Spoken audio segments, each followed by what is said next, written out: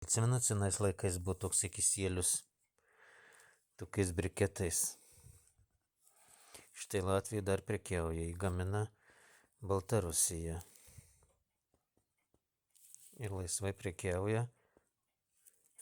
Net uždėtos ir etiketės latviškos. Aprašymas vadinasi oficialiai prekiauja ir galima prekiauti.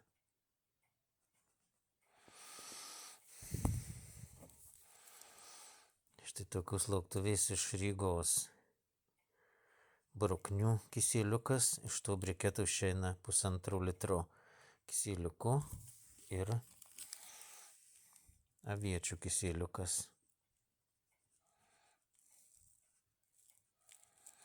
Ir išbandysiu. Atsimenat, vaikystėje būdavo, vaikai prakandam ir graužiam tą briketą, kaip būdavo skanu. Tai va tokios įdomybės.